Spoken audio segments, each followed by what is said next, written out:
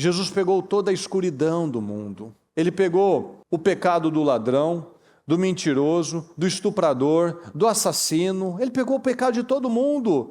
Deus é luz. Nele não há treva alguma. Em Jesus não tinha trevas. Mas ele pegou a treva de todas as pessoas. A escuridão de todas as pessoas. Se nós estamos na luz, é graças ao sacrifício de Jesus. Mas muitos acabam se colocando nas trevas novamente por causa dos sentimentos, por causa do orgulho, por causa da incredulidade, por causa da falta de prioridade.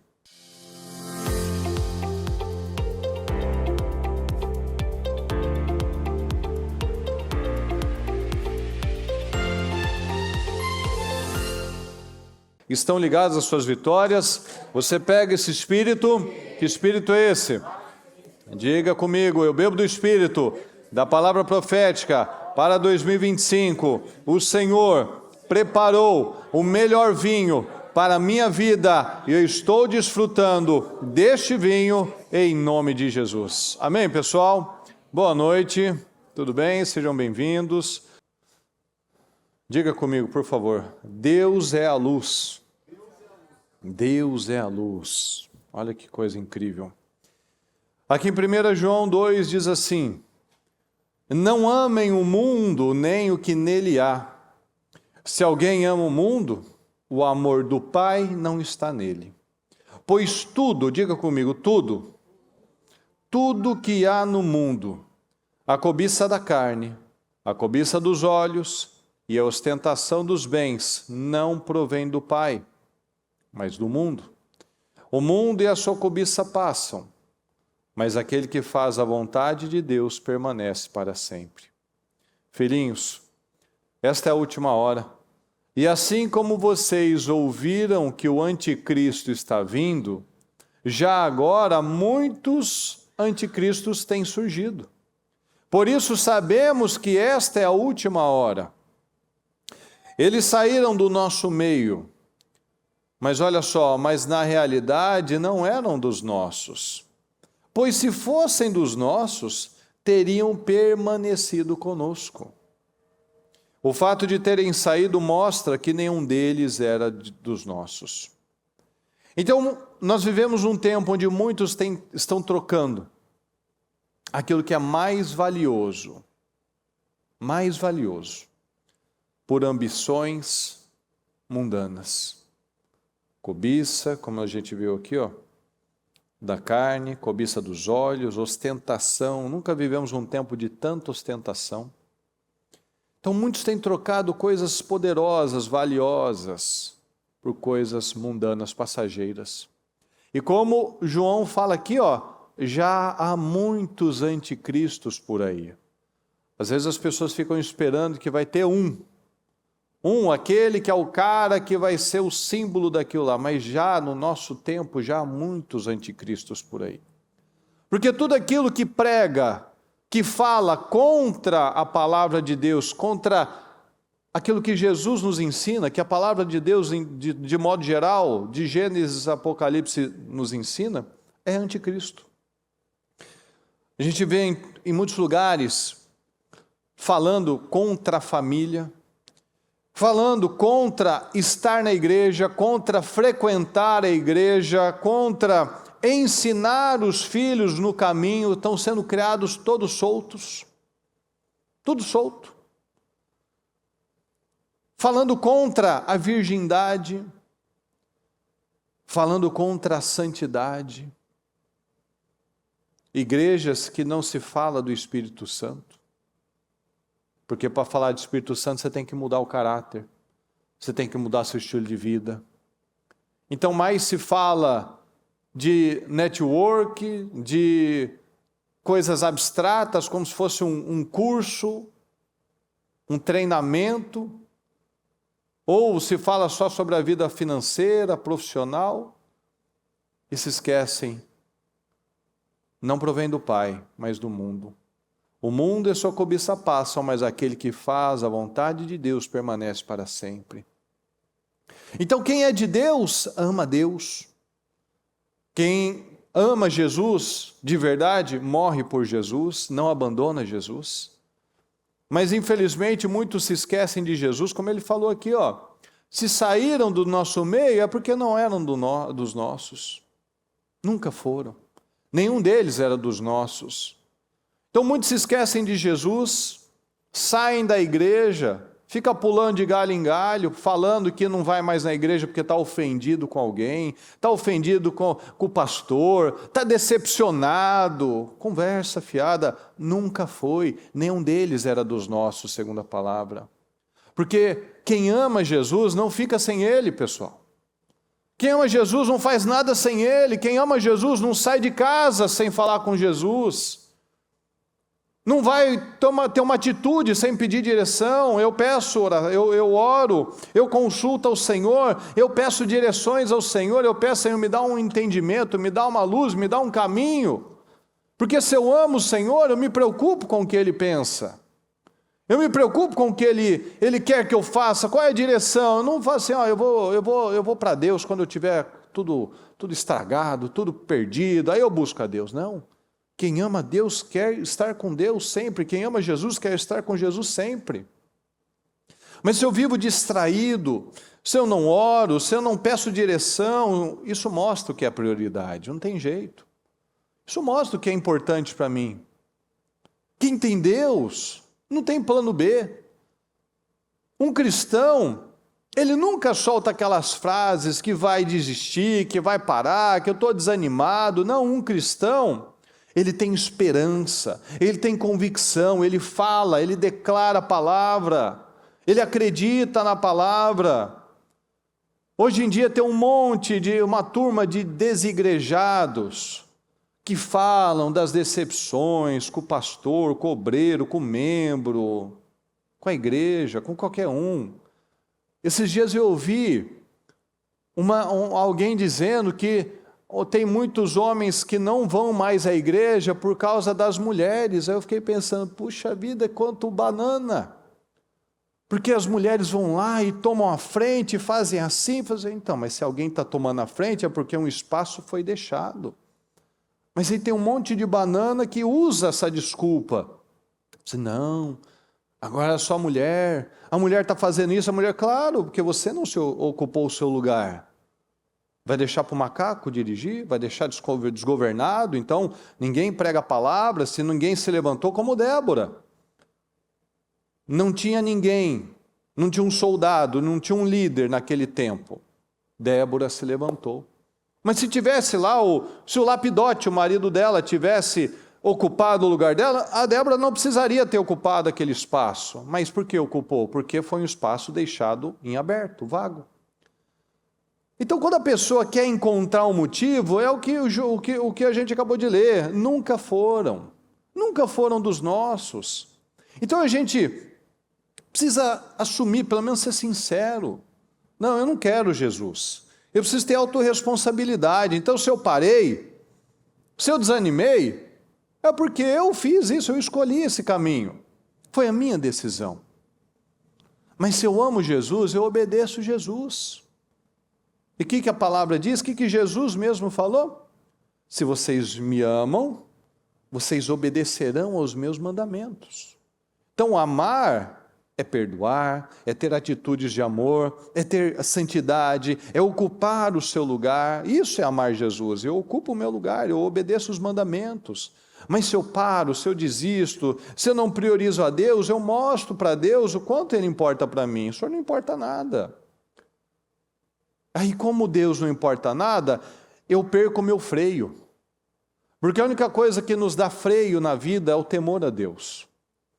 Por isso que os casamentos estão sendo arruinados, por isso que os filhos estão perdidos, por isso que as pessoas estão malucas, porque perderam o freio. Por que perderam o freio? Porque perderam o temor. Então, por que um monte de pessoas reclamam de tudo? Tem gente que o esporte preferido dele é reclamação. Ele fala da política, ele fala do mundo, ele fala da guerra, ele fala da família dele, ele fala do casamento dele, mas ele não faz nada. É um indignado do sofá. É o revolucionário da rede social. Ele não luta pela casa dele, ele não luta pelos filhos dele, ele não luta para ser o melhor no ramo dele, para ser o melhor no trabalho dele. Mas ele tem opinião de tudo, é igual o torcedor de futebol, ele sempre tem a melhor escalação para aquele time. Mas ele mesmo não faz nada. Então, nós precisamos trazer essa consciência. A gente vive num tempo de extrema falta de autorresponsabilidade. A minha vida está assim por causa daquilo outro, por causa de tal pessoa, por causa da política, por causa do Trump, do Haddad, do Putin, da guerra, não sei do quê. A pessoa acha um problema, a pessoa acha um culpado para a vida dele. Mas se eu sou de Jesus, eu resisto. Eu ocupo o meu lugar. Eu sei onde é o meu lugar. Eu sei, quem sabe onde tem que estar, ele ocupa o lugar dele. Ele foca naquilo que Deus colocou nas suas mãos. Até quando vocês vão negligenciar a posse da terra que o Senhor, o seu Deus, lhes entregou? Até quando nós vamos negligenciar aquilo que Deus colocou nas nossas mãos? O Senhor tinha dado a terra para o povo, e ainda 7 tribos não tinham ocupado o seu lugar, não tinham dominado aquela terra, e Josué foi lá e falou: até quando vocês vão negligenciar aquilo que Deus colocou na mão de vocês? Deus colocou uma vida nas nossas mãos, Deus nos colocou uma família para cuidar, Deus nos colocou oportunidades, Deus nos colocou para sermos luz e sal naquela empresa, aí fora, na vizinhança, para sermos luz e sal na vida das pessoas, luz e sal nesse cônjuge, diante desses filhos. Até quando eu vou negligenciar?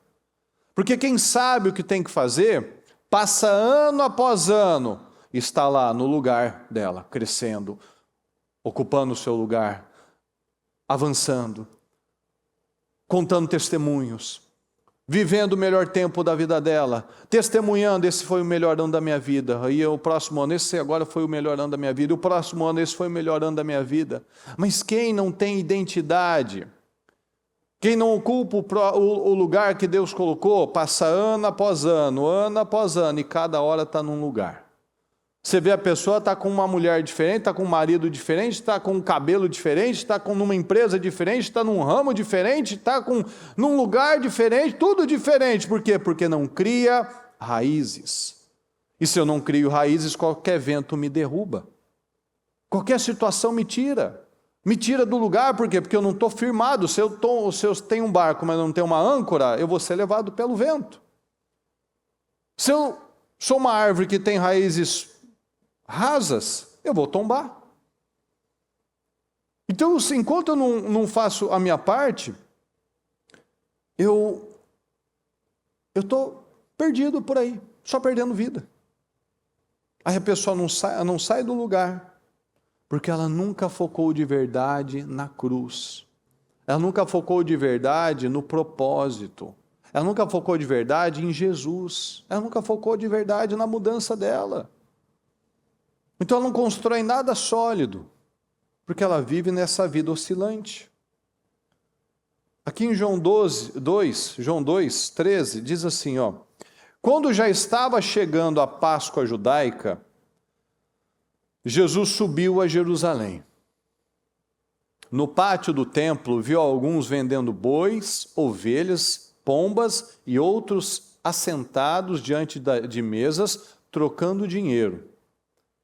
Então ele fez um chicote de cordas e expulsou todos do templo, bem como as ovelhas e os bois, espalhou as moedas dos cambistas e virou suas mesas. Aos que vendiam pombas disse: tirem essas coisas daqui, parem de fazer da casa de meu pai um mercado. Seus discípulos lembraram-se que está escrito: o zelo pela sua casa me consumirá. O zelo pela sua casa, o zelo pela igreja, mas especialmente o zelo pela minha vida espiritual. O zelo, o cuidado. Porque esse é o templo do Senhor. Mas aqui também tem um outro templo do Senhor. Você é o templo do Espírito Santo. Será que você tem tido zelo pelo Senhor? Porque muitos têm vivido desse jeito, Desse jeitinho, levando a vida espiritual como esses cambistas aqui, ó, como esses caras aqui, ó. Então a gente não pode falar, nossa, que vergonha. Não, muitas vezes a pessoa está levando desse jeitinho. Levando tudo de qualquer maneira, sem temor, sem prioridade. Faz de qualquer jeito, bota qualquer coisa aí no templo dele. Deixa qualquer espírito, qualquer coisa, qualquer sentimento dominar a vida dele. Não se respeita. E se eu não me respeito, eu não vou respeitar a igreja. Se eu não me respeito, eu não vou respeitar minha família. Porque se o mais importante é desprezado, desvalorizado, quem dirá de outras coisas? Quem dirá outras coisas? O senhor falou, esse lugar é lugar de oração. Vocês estão fazendo um mercado. É um lugar de oração. Então não tinha reverência, e muitos não têm reverência, não têm temor. Aí depois a pessoa pergunta, por que a minha vida não vai? Por que a minha vida não caminha? Por que eu não tenho prosperado? Olha, eu não avanço. Como é que eu tenho feito da casa do Senhor? A sua casa é um templo do Senhor. A sua vida é um templo do Senhor. A igreja, obviamente, é a casa do Senhor, mas a sua casa também é. O seu coração também é. E se eu deixo qualquer coisa entrar, obviamente o Espírito Santo não vai estar lá. Porque o Espírito Santo, ele tem ciúme de nós.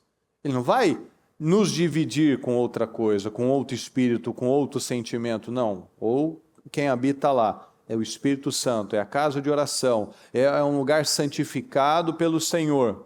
Ou tem outra coisa ali. Aí a pessoa não anda, não vence, não sai do lugar. Aqui está. Tirem essas coisas daqui. Parem de fazer da casa do meu pai um mercado, uma bagunça, uma barulheira, uma falta de respeito, uma falta de reverência. É o que muitas pessoas fazem com elas mesmas. A casa é uma casa irreverente. A casa espiritual, a família se torna irreverente. Não, precisa ter ordem, precisa ter a santidade, precisa ter a coisa certa ali sendo colocada. Não, aqui é um lugar santo, uma casa de oração. Não vamos botar qualquer coisa, não falamos qualquer coisa, não assistimos qualquer coisa. Porque aqui é um lugar de reverência, de santidade. Aqui em João 6 diz assim, algum tempo depois, Jesus partiu para outra margem do mar da Galileia, ou seja, o mar de Tiberíades. E grande multidão continuava a segui-lo, porque vira os sinais milagrosos que ele tinha realizado nos doentes. Então Jesus subiu ao monte e sentou-se com seus discípulos. Estava próxima a festa judaica da Páscoa. Levantando os olhos e vendo uma grande multidão que se aproximava, Jesus disse a Filipe, onde compraremos pão para esse povo comer? Fez essa pergunta apenas para pô-lo à prova. Deus muitas vezes nos deixa em circunstâncias para testar qual vai ser a nossa atitude, a nossa fé. Vai ser de equilíbrio, de fé ou de descontrole, de ficar perdido, afobado, pois já tinha em mente o que ia fazer. Filipe lhe respondeu, 200 denários não comprariam um pão suficiente para que cada um recebesse um pedaço. Olha aqui, o Filipe já jogou água na ideia de Jesus. Outro discípulo, André, irmão de Simão Pedro, tomou a palavra. Aqui está um rapaz, pareceu até que tinha uma boa atitude, tomou a palavra, Senhor, aqui está um rapaz com 5 pães de cevada e 2 peixinhos. Eu fiz alguma coisa, mas o que é isso para tanta gente, né? Eu fiz alguma coisa, mas já botei aqui, joguei água fria na ideia de Jesus. Disse Jesus, mandem um povo assentar-se. Havia muita grama naquele lugar e todos se assentaram. Eram cerca de 5.000 homens. Então Jesus tomou os pães, deu graças. Veja que é sempre o padrão, ele agradece por tudo. Ele agradece. Ele agradece o dia, ele agradece para sair de casa, ele agradece pela refeição, ele agradece por ter terminado o dia, ele agradece pelo Senhor ter levado ele e trazido de volta em paz e em segurança. Uma pessoa que ama Jesus, ela não se esquece dos mínimos detalhes. Se eu estou vivo, se eu vim até aqui hoje, foi graças a Deus, obrigado Jesus. Porque tem um monte de gente que não terminou esse dia, que se acidentou pelo caminho, que teve alguma coisa no caminho. Ele sempre dava graças. Deu graças, são só 5 pães, só 2 peixinhos, mas tem 5.000. Obrigado, Senhor. Obrigado. Mas que mais o outro, o que ele fez? Mas o que é isso para tanta gente? Isso daqui não dá para nada. Isso daqui não dá para fazer nada. Isso daqui e tendo isso, não tendo nada, é a mesma coisa. Foi isso que André quis dizer. E repartiu entre os que estavam assentados, tanto quanto queriam, e fez o mesmo com os peixes. Então tem gente, pessoal, que vive desse jeito. Leva tudo com base no natural. Eles estavam com Jesus, vendo os milagres. As multidões, acabei de ler para você, as multidões seguiam Jesus porque viram os milagres que ele havia feito com os doentes. E quem estava ao lado, dormindo do lado de Jesus, não tinha esse espírito. Olha que maluco. O povo não deixava Jesus em paz, porque seguia, porque olha, onde esse homem vai, e acontecem milagres. E eles estavam do lado de Jesus, mas é o que muitas vezes acontece com a gente. Tem a palavra, tem as direções, viveu milagres, viveu testemunhos, mas quando está vivendo uma nova situação, um novo teste, a atitude é assim, tudo com base no natural. Leva tudo nessa mentalidade. Como de Filipe, né? Nem que tivesse 200 denários, você ia dar um pedacinho, ia dar uma lasca. Se tivesse 200 denários, ou seja, muitas pessoas vivem desse jeito. Se eu tiver muito dinheiro, meus problemas serão resolvidos. Errado. Eu vou resolver tudo se eu ganhar muito dinheiro. Não vai. Jesus mostra, pessoal, que a gente resolve as coisas com base na fé. E com uma atitude firme e equilibrada. Porque a gente compara que a diferença da postura de Jesus e dos discípulos. Para o discípulo que não ia servir para nada. Só tem 5 pães e 2 peixes, não serve para nada isso aqui. O outro só serve se tiver muito dinheiro. E Jesus mostra, você só precisa ter a fé e a atitude assertiva de confiar no Senhor e ter equilíbrio. Os discípulos, a atitude deles era de ficar já inquietos. Você percebe aqui na fala deles, eles estavam inquietos. O que é isso diante dessa multidão? Não dá para fazer nada com isso, a gente precisaria de muito dinheiro. Jesus fala o quê? Manda o povo se sentar. Olha a postura, olha a diferente. Dois estão lá inquietos, não dá para fazer nada. E o que vai fazer? E agora? O que vamos fazer? Jesus falou, manda o povo sentar. Foi lá, agradeceu e repartiu o pão. Então, olha a diferença de postura. A nossa postura diante das situações parece mais com a de Cristo ou parece mais com os discípulos? Vem aquela inquietação, aquela coisa, começa a falar bobagem, começa a ter atitudes já sem pensar, isso daqui não serve para nada. Não, se eu tivesse isso, aí dava, mas como não tem, então não dá. Ou eu paro, eu penso, eu peço uma direção para Deus, Senhor, me dá uma direção. Me ajuda a compreender, me ajuda a entender essas situações. Que problema vai vir? E se eu pudesse resolver, eu já resolveria. Mas quando eu não consigo resolver, eu tenho que ir para Deus, porque desesperar não vai ser o caminho. Quem se desespera não vai resolver o problema, mas eu vou para Deus. Eu vou fazer igual a mulher que estava lá com o filho morto. Eu vou falar, está tudo bem, está tudo bem, está tudo bem, está tudo bem. Mas eu vou falar para Eliseu o que está acontecendo para o marido, para o servo, para o vizinho, para o amigo, para o Geazi. Eu não vou falar nada, porque não vai resolver meu problema. Então, falar do problema não vai resolver o problema, mas levar até Deus, aí vai resolver. Que aí eu tenho que confiar, eu tenho que crer. Aqui em Lucas 22 diz assim: estava se aproximando a festa dos pães sem fermento, chamada Páscoa. E os chefes dos sacerdotes e os mestres da lei estavam procurando um meio de matar Jesus, mas tinham medo do povo. Então Satanás entrou em Judas, chamado Iscariotes, um dos 12. Judas dirigiu-se aos chefes dos sacerdotes e aos oficiais da guarda do templo e tratou com eles como lhes poderia entregar Jesus.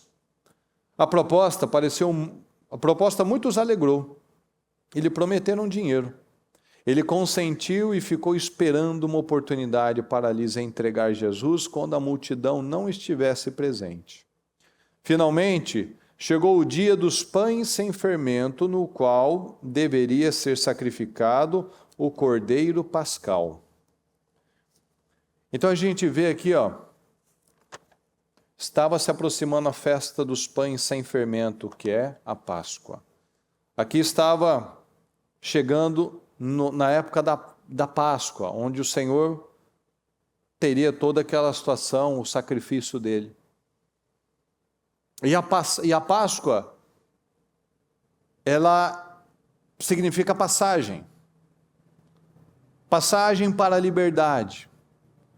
A passagem da morte para a vida. A passagem da escravidão para a liberdade. E nós vemos aqui, num período tão sério, tão importante, nós vemos uma pessoa cega.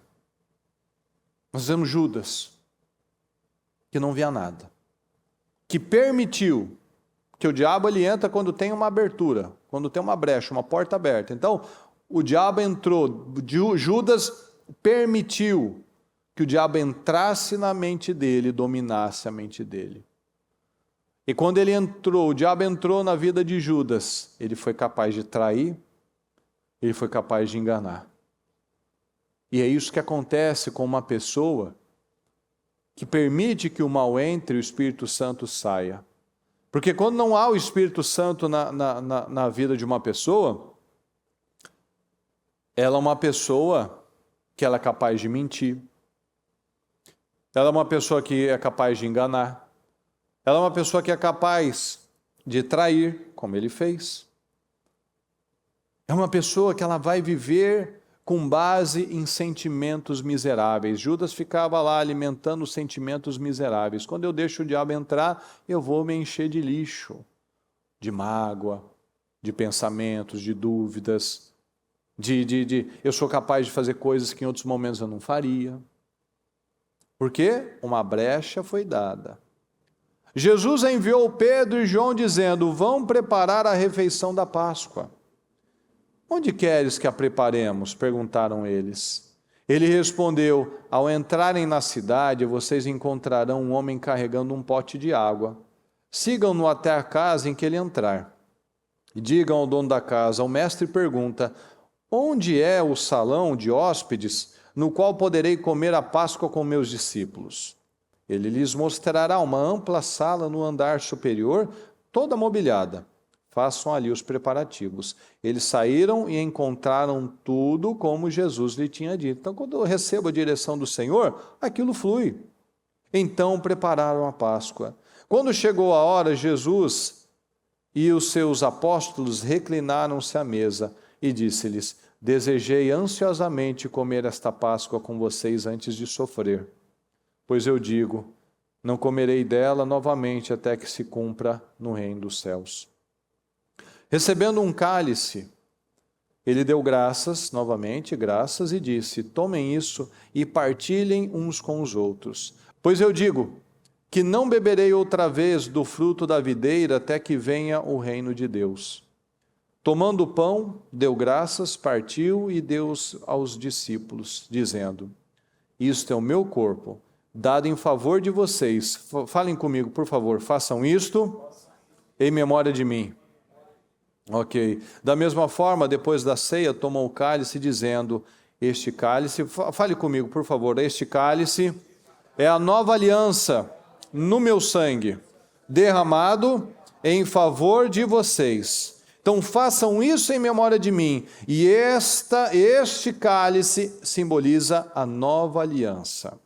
Então essa foi a última Páscoa antes de Jesus sofrer. era a passagem para uma nova fase, como a gente acabou de ler, uma nova aliança, um novo tempo.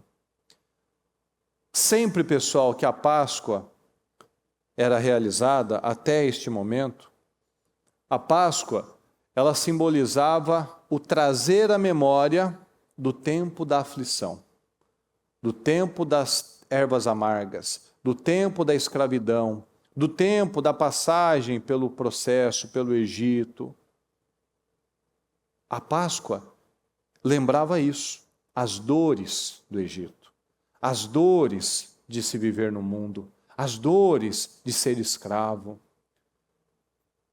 Agora o Senhor, Ele estabeleceu uma nova memória, uma nova aliança. Façam isso não mais em memória do tempo da escravidão. Façam isso agora em memória de mim. Quando a gente come alguma coisa, aquilo se torna parte de nós. Seja bom, seja ruim, aquilo se torna você. Então, ao tomar a Santa Ceia, nós nos tornamos um com Cristo. É o que nós falamos isso toda a Santa Ceia. Nós nos tornamos um com Cristo. Mas tem muitas pessoas que infelizmente não entenderam isso ainda. Por isso que a palavra diz que tem muitos fracos, muitos que já dormiram, por isso que tem muitos derrotados. Porque tocam no corpo do Senhor sem discernimento nenhum, sem consciência nenhuma. Tem gente que perde ceia, gente. Isso é um crime com a vida dela. Toma de qualquer maneira. A gente não está comendo um pãozinho, tomando um suquinho de uva, não. Nós estamos trazendo à memória Jesus.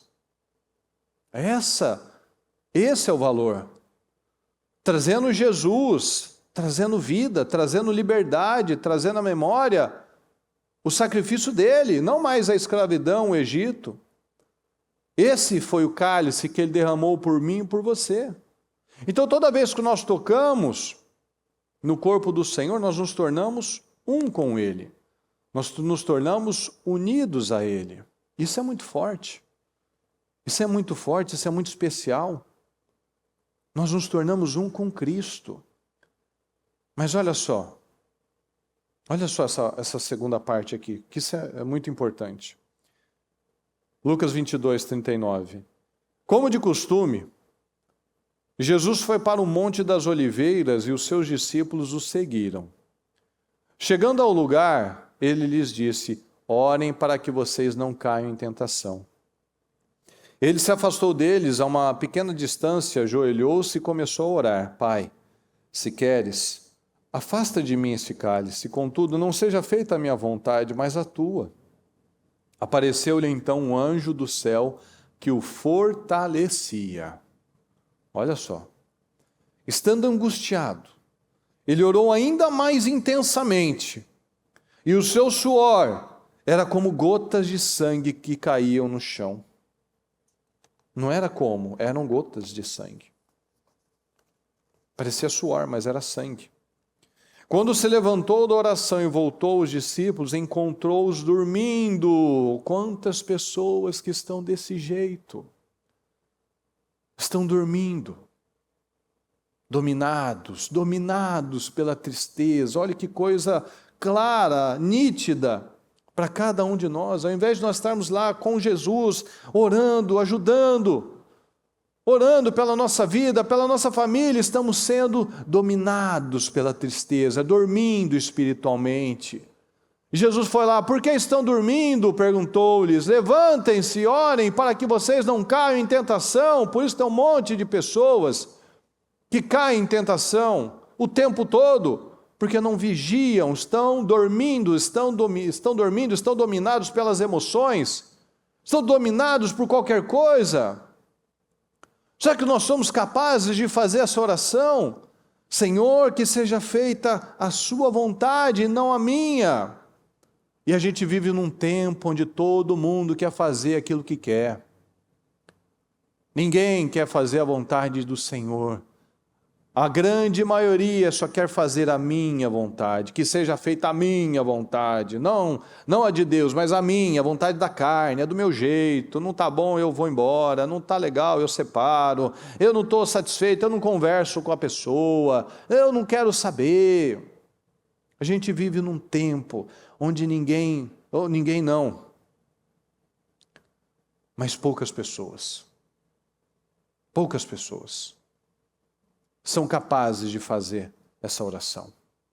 São capazes não apenas de fazer essa oração, mas agir conforme essa oração. Senhor, eu não gosto, mas eu vou fazer a sua vontade. E a gente vai ver aqui que não era a vontade de ir para a cruz. A aflição do Senhor não era medo, ele sabia. A palavra diz que desde a criação do mundo, ele já sabia que ele iria para a cruz. Então o temor de Jesus nunca foi, eu vou sofrer, eu vou apanhar. Não era esse. Em 1 João 1, esta é a mensagem que dele ouvimos e transmitimos a vocês. Fala comigo, por favor. Deus é luz. Deus é luz. Nele não há treva alguma. Ok, se afirmamos que temos comunhão com Ele, mas andamos nas trevas, mentimos e não praticamos a verdade. Em Jesus não há trevas. A aflição de Jesus, pessoal, em transpirar gotas de sangue, e lá na cruz ele dizer, Senhor, meu Deus, por que me abandonaste? Por que me desamparaste? Foi por ficar longe do Pai. Por quê? Porque Jesus pegou toda a treva do mundo. Jesus pegou toda a escuridão do mundo. Ele pegou o pecado do ladrão, do mentiroso, do estuprador, do assassino. Ele pegou o pecado de todo mundo. Deus é luz. Nele não há treva alguma. Em Jesus não tinha trevas. Mas ele pegou a treva de todas as pessoas, a escuridão de todas as pessoas. Então, de tudo que a gente já falou, que essa parte, se você esquecesse tudo, guarda essa parte pelo menos. Isso tem que mexer com a gente. Ele não se desesperou porque ele ia para a cruz. Ele se desesperou porque ficaria alguns momentos longe de Deus, longe do Pai. E muitas pessoas, infelizmente, aceitam se apartar do Pai numa boa, ficar longe de Deus numa boa. Ficar longe de Deus foi algo desesperador para Jesus. Ele ficou aflito. Por que me desamparaste? Chorando, derramou gotas de sangue, porque ele ia ficar alguns momentos longe do Pai. E muitas pessoas levam a vida espiritual, levam a santidade, levam a fé, levam os valores, como algo comum, como algo banal. Eu vou para o culto, eu vou para a igreja, eu vou tomar ceia, eu vou assistir um programa, Isso é terrível, pessoal. Jesus ficou nu, Jesus ficou desfigurado, mas o que entristeceu a alma dele foi ficar longe do Pai. E muitas pessoas acabam vivendo como Sansão, nem percebe que o Senhor está com ele, não está com ele, não muda nada. Então, se nós estamos na luz, é graças ao sacrifício de Jesus. Mas muitos acabam se colocando nas trevas novamente por causa dos sentimentos, por causa do orgulho, por causa da incredulidade, por causa da falta de prioridade às coisas espirituais.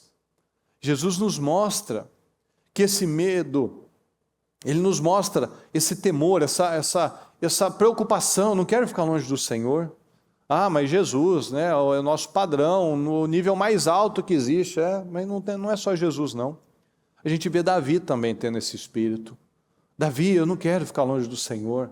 Eu não quero ficar mal com o Senhor. A gente vê Moisés, ele só falou para o Senhor, ele queria só uma coisa: Senhor, eu quero ver a sua glória.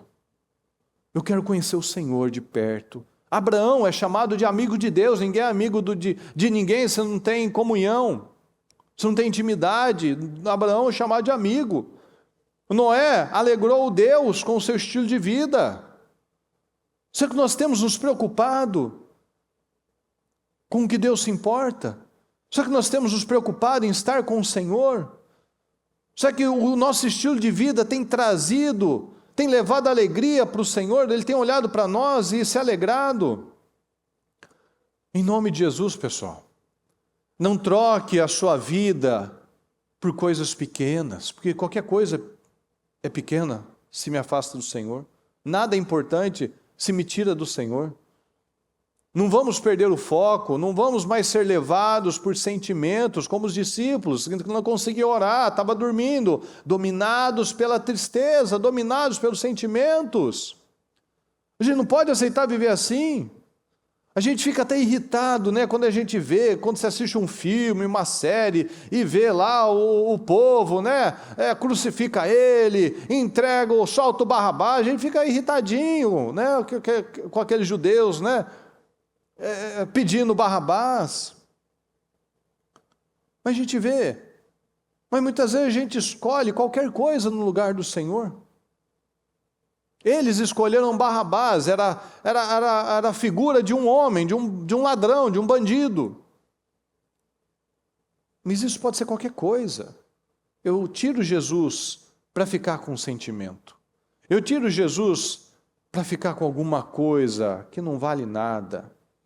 Então muitas vezes a gente não age melhor do que eles, de forma alguma.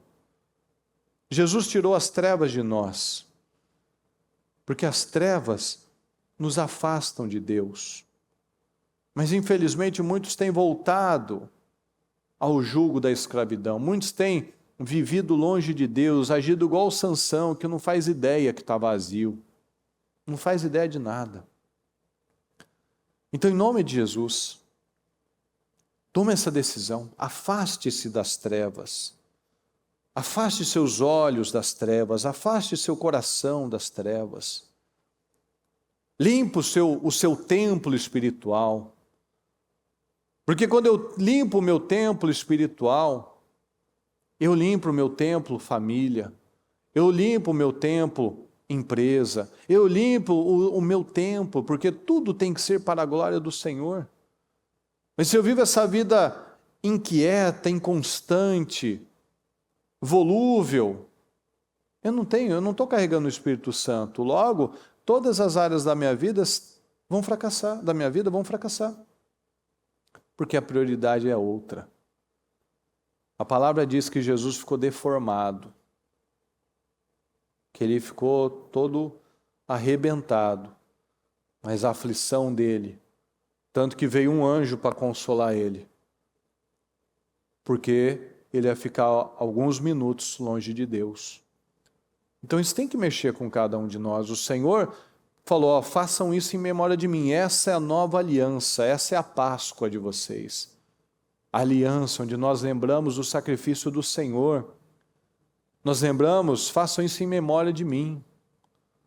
Ou seja, eu não lembro mais da escravidão, agora eu lembro da liberdade. Agora eu fico com a verdade, eu fico com a liberdade, eu fico com esse novo tempo, com essa nova aliança. Eu fico com essa situação que agora eu tenho acesso direto com Deus através de Jesus. Não mais através do sacerdote, através do templo que tinha a parte santa e a parte do santíssimo. Ou seja, eu precisava do intermediário, agora eu não tenho mais intermediário, agora eu faço parte dessa comunhão com o Senhor, porque agora eu me torno um com o Senhor. E quando eu me torno um com o Senhor, eu não sou capaz, eu não concebo ter as velhas atitudes do passado que sempre estragaram com tudo. Estragaram os relacionamentos, estragaram os resultados, porque agora eu tenho o Senhor. Então agora eu estou alinhado, e quando eu estou alinhado, as outras áreas também se tornam alinhadas. Amém, pessoal? Fique em pé, por gentileza. Eu peço que você feche seus olhos e que você analise tudo isso que nós falamos. E se você perdeu alguma coisa, assista novamente esse culto. Mas não deixe as coisas passarem, não se acomode, não deixe passar despercebido, não passe como mais um culto, mais alguma coisa. Não. Em nome de Jesus. Traga à memória Jesus. Afaste-se, inclusive, às vezes de pessoas. Afasta-se de pessoas que você está vendo, essa daí não quer nada com nada, não quer nada com Deus, ela não quer mudar, ela não quer. Às vezes você ainda mantém amizades, coisas que você está vendo, não funciona. Afasta de pessoas que não querem comunhão com o Senhor, porque isso é influência. Você está andando com carnal, é mais fácil você ficar carnal do que o outro ficar espiritual. A gente já viu em relacionamentos é assim. Às vezes a moça quer vir para a igreja, o rapaz quer de fora da igreja, ou vice-versa. É muito mais fácil o que está na igreja sair do que o que está fora entrar. Porque ela se bota em julgo desigual. A palavra tem que entrar. Eu não mudo ninguém. A outra, não, eu vou mudar ele. Não muda. Não, vou mudar ela. Não muda. É Deus que muda. Eu posso orar, eu tenho que ser o exemplo, obviamente. Mas o que muda é a palavra, o que muda é a presença do Espírito Santo. Ele é a luz. Façam isso em memória de mim. Ele é a luz. Então, se há luz em mim, se há luz em você, sua vida tem luz. Sua família tem luz, sua casa tem luz, tudo tem luz na sua vida. As suas obras fluem, na sua vida tem resultados, porque você tem luz. Então não aceita, como a gente leu agora há pouco, não aceita trocar a luz do Senhor por misérias, por rixas, por brigas, por carnalidade. Não troca a coisa mais importante por coisas tão insignificantes, tão pequenas. Aprenda, coloca na sua cabeça, eu vou focar em coisas elevadas, Senhor. Eu vou focar em crescimento, eu vou focar em projetos, eu vou focar em santidade, eu vou focar nos valores, nos princípios. Eu não vou ficar focado como os discípulos aqui. Estavam inquietos, não, o que é isso para esse monte de gente? Se eu precisava de muito dinheiro para resolver esse problema. Não, eu preciso do Senhor.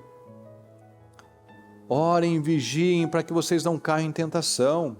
Mas eles estavam dormindo, muitos estão dormindo na fé, estão negligenciando as coisas, os sinais, estão negligenciando. Elas estão sendo dominadas, eles estavam sendo dominados pela tristeza. Muitos estão sendo dominados pelo medo, pela tristeza também, pela rixa, pelo orgulho, pelo passado ainda. O que aconteceu? Pois é, aconteceu. Mas o Senhor está falando, façam isso em memória de mim. Agora não é mais a velha aliança, é a nova aliança. Agora é para frente, tá? É para frente, é liberdade, é vida, é vitória, é luz. Então vou focar em coisas altas, coisas elevadas. Chega de perder a vida com bobagens.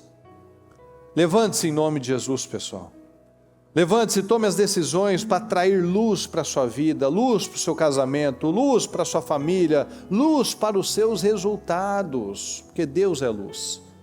E eu só vou chegar nessa luz sendo cheio do Espírito Santo, tendo o Senhor Jesus como o meu norteador, a palavra do Senhor sendo o meu norteador. Então eu lembro de Davi, eu lembro de Abraão, eu lembro de Moisés, eu lembro de Noé, eu lembro de pessoas que eles se preocupavam.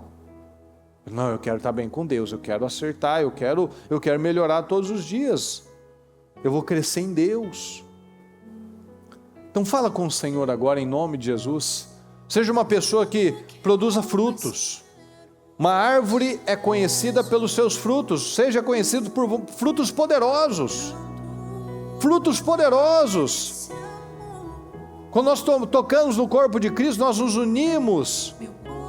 Nos tornamos um com Cristo. Se torne um com Jesus. Esteja unido com Jesus. Seja bênção na sua família. Seja bênção na vida das pessoas. Ame Jesus de verdade. Deseje a presença dEle acima de todas as coisas. Sirva a Jesus e não mais a si mesmo. Faça a vontade do Pai, não mais a sua própria vontade. Seja servo, eu vou servir, eu vou dar o meu melhor, eu vou dar o meu máximo. Tire as trevas da sua vida. Tire os sentimentos diabólicos da sua vida. Tire os pensamentos malignos. Se os seus olhos são bons, todo o seu corpo terá luz. Se os seus olhos forem maus, o seu corpo será tenebroso, a sua vida será escura, será vazia, sem vida. Atraia a luz para a sua vida. Fale com o Senhor em nome de Jesus. Peça ajuda ao Senhor. Cresça no Senhor. Se torne um com o Senhor. Saia daqui com a sua mente transformada, com o seu coração transformado, com o seu espírito alinhado ao Senhor. Tome essa decisão em nome de Jesus. Fale com Ele. Abra o seu coração. Quebrante o seu coração.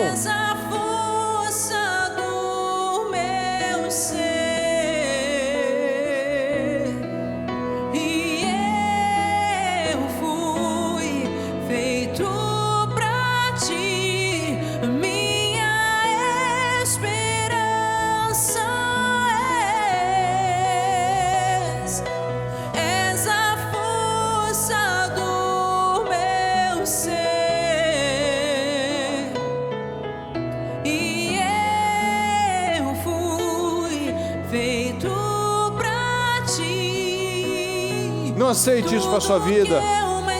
Não aceite ser mais um crente carnal, um crente derrotado, um crente morno, que é vomitado, que não tem frutos bons e não tem resultados relevantes. Não aceite isso na sua vida. Não aceite isso na sua vida. Lute contra isso. Reaja. Levante-se internamente e lute contra isso em nome de Jesus. Não aceite diferente. Peça ajuda ao Senhor. Diga a Ele: o que eu mais quero é o Senhor, meu Pai. O que eu mais quero é o Senhor. Eu vou dar condições, eu vou fazer a minha parte. Eu quero estar unido, meu Pai. Eu quero estar unido com o Senhor. Eu quero fazer a sua vontade. Eu quero te agradar, Senhor. Eu quero te agradar, Senhor. Eu quero te agradar. Por sua graça salvo sou. Minha esperança Minha esperança, Senhor, meu Pai. És a força do meu ser. E eu fui feito pra ti. Minha esperança és a força do meu ser, Senhor. E eu fui feito pra ti. Tudo que Diga isso a Ele. Tudo que eu mais quero é o Senhor, meu Deus querido. Eu quero estar alinhado com o Senhor. Eu não tenho plano B, Senhor. Eu só tenho um objetivo. Eu quero fazer a sua vontade. meu coração. Eu quero estar alinhado, meu Pai. Que seja feita a sua vontade, meu Pai. Eu não vou mais fazer a minha vontade, Senhor, porque a minha vontade vai me levar para o buraco, vai me levar para a derrota, Senhor. Mas a sua vontade vai me levar para lugares altos, Senhor. Eu quero estar em lugares altos. E o lugar alto é com o Senhor, meu Pai. O lugar que importa é o Senhor. O lugar que vale a pena é o Senhor. É com o Senhor, meu Pai. Tudo vale a pena, Senhor, se estiver com o Senhor, mas nada vai valer a pena se for longe do Senhor. Moisés entendeu isso. Eu só quero a terra se o Senhor estiver lá. Se o Senhor estiver lá, eu quero o deserto, porque se o Senhor está aqui no deserto, eu estou no melhor lugar do mundo. Que a gente tenha essa cabeça. Não dá para orar por outras coisas, pedir por outras coisas. Ah, Senhor, abra portas. Ah, Senhor, muda esse casamento, muda esse marido, muda esse filho, essa esposa, Senhor. Sem mudar aqui dentro, na casa de oração, no lugar santo, no lugar de comunhão, de relacionamento com o Senhor. Não dá para mudar nada fora se nada for mudado internamente, porque eu não vou ter força. Porque a palavra diz que a carne e o espírito vivem em conflito constante, e um quer fazer o oposto do outro. A carne quer fazer tudo que é contrário ao espírito, e o espírito tudo que é contrário à carne. Mas se eu tenho alimentado a carne, obviamente que eu vou viver com base na carne. Então eu preciso alimentar o espírito, a comunhão, a fé, a santidade, para que eu seja conduzido pelo Espírito. E nós temos exemplos de homens e mulheres que mostram que é possível sim. Que é possível sim amar o Senhor, desejar o Senhor, querer o Senhor. A palavra nos ensina isso. Tome essas decisões, pessoal. Tome essa decisão e você vai ver cada área da sua vida ser transformada, respostas acontecerem, destravamentos acontecerem, mudanças que você precisa. Quando esse alinhamento é o primeiro grande mandamento. Eu priorizo a Deus, eu amo a Deus, o Senhor com todas as minhas forças, com toda a minha alma, com todo o meu entendimento. E quando eu faço isso, eu consigo amar o próximo como a mim mesmo. E quando eu consigo amar o próximo como a mim mesmo, eu ajo da forma certa, eu conduzo as coisas da forma certa. Eu não falo mais coisas pesadas, eu não falo mais bobagens, eu não sou uma pessoa que vive com medo, eu não sou mais uma pessoa que vive rancorosa, presa a um outro tempo. Não, eu estou no tempo certo, no lugar certo, construindo a coisa certa, tendo fundamentos sólidos, raízes profundas. Ou seja, a minha vida, ela tem as lutas e as batalhas que são inerentes à vida, mas eu tenho resultados. Diferente daquele que vive de altos e baixos, pula de galho em galho, vive de mudança de humor, de igreja, de tudo, e não constrói nada, e não sai do lugar. Então vamos construir a coisa certa, vamos construir uma vida alinhada com o Senhor, para que a próxima geração seja melhor do que a nossa, para que nós venhamos a deixar filhos, netos, muito melhores, muito mais fortes do que nós, para que nós possamos deixar o legado da fé, o legado da verdade, a herança da fé. Não existe herança melhor, não existe nada melhor do que deixar, nada mais valioso do que deixar valores e princípios corretos. Senhor Jesus, que a sua palavra, Senhor amado, tenha falado profundamente em cada coração, Senhor. Que nós venhamos a mudar as nossas concepções, Senhor. De não ficar achando que o Senhor tinha medo de alguma coisa, não. O Senhor desesperou por ficar longe do Pai por alguns momentos, Senhor. Que esse seja o nosso nível de entrega, que esse seja o nosso nível de busca do Senhor, meu Pai. Eu quero caçar, eu quero buscar o Senhor. Eu preciso do Senhor, meu Pai. Nos ajuda, Senhor. Nos ajuda, Deus querido.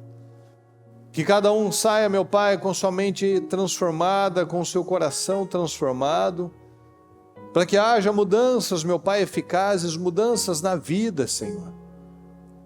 Não nos deixe, meu Pai, soltos com a nossa própria mentalidade, Senhor. Soltos, meu Pai, na nossa própria disposição mental reprovável. Não, Senhor, não nos deixe. Continua falando, meu Pai, continua nos corrigindo, meu Pai, continua, porque isso é amor. Nós sabemos, meu Pai, que o Senhor corrige quem ama, mas há momentos que o Senhor pode nos deixar para que a gente tenha as experiências e pare de ser cabeça dura. Mas nos ajuda, meu Pai, a sermos inteligentes, sábios. Uma pessoa inteligente aprende com os próprios erros, e uma pessoa sábia aprende com os erros dos outros. Nós temos a sabedoria, meu Pai, para não ficar mais atraindo situações, problemas, Senhor, mas vitórias, vida, testemunhos, progresso, avanço, meu Pai. Desafios, sim, mas que a gente venha se tornar cada vez mais resiliente e forte, meu Pai, ir para outros níveis, novos desafios, meu Pai, novos gigantes, novas muralhas, Senhor, novos patamares de fé, novos patamares de sucesso, novos patamares de problemas também, porque isso mostra o nível do nosso progresso. Os nossos inimigos mostram o nível do nosso progresso. Eu te peço, Senhor, dá sabedoria a cada um de nós. Que haja temor, meu Pai, que haja essa busca, essa necessidade, esse coração rasgado, Senhor, que persegue o Teu Espírito Santo. Eu te peço. Fala com cada um, meu Pai, abençoando as famílias, abençoando os casamentos, abençoando os filhos, meu Pai, dando visão e discernimento a cada um de nós, meu Pai. Porque nós temos a sabedoria para falar, sabedoria para agir, a condução certa diante das adversidades, diante de uma instabilidade do outro, que eu não venha a perder a minha estabilidade, que eu não venha a perder o meu domínio próprio, mas que eu me mantenha no lugar, meu Pai. Na posição, como nós vemos exatamente o Senhor, os discípulos inquietos, falando bobagens, incrédulos, e o Senhor lá firme, convicto e grato como sempre. Nos ajuda, Senhor, a ter essa postura todos os dias, Senhor, nos ajuda em nome de Jesus, porque essa é a postura de fé, de confiança que o Senhor espera de nós, não de desespero, porque desespero não muda nada, mas a fé muda tudo. Obrigado, Senhor. Obrigado por essa noite, obrigado por essa palavra, obrigado, Senhor, pelos entendimentos, pelos esclarecimentos, pelo discernimento que o Senhor nos deu nessa oportunidade, Senhor. Continua falando conosco, meu Pai, que ao sair daqui, venhamos a continuar meditando, meu Pai, como diz na sua palavra, medita dia e noite na palavra do Senhor. Nós não vamos ser como aquele que olha para o espelho e logo se esquece do reflexo. Não, Senhor, que nós venhamos a lembrar do Senhor, focar no Senhor, pensar no Senhor, como Davi, eu fico à noite acordado pensando no Senhor. Tenhamos esse espírito, Senhor, em nome de Jesus, que sejamos um povo forte, um povo quente, Senhor, um povo de fé, um povo ousado, um povo que vibra, Senhor, com a sua presença, um povo que se alegra. Alegrei-me quando me disseram, vamos à casa do Senhor. Graças ao Senhor, graças à sua misericórdia, meu Pai, nos ajuda a dar valor àquilo que realmente tem valor, meu Pai, e jogar fora os pesos inúteis, em nome de Jesus. Muito obrigado, Senhor. Nós te amamos e desde já te agradecemos por tudo. Amém, Senhor, amém e amém.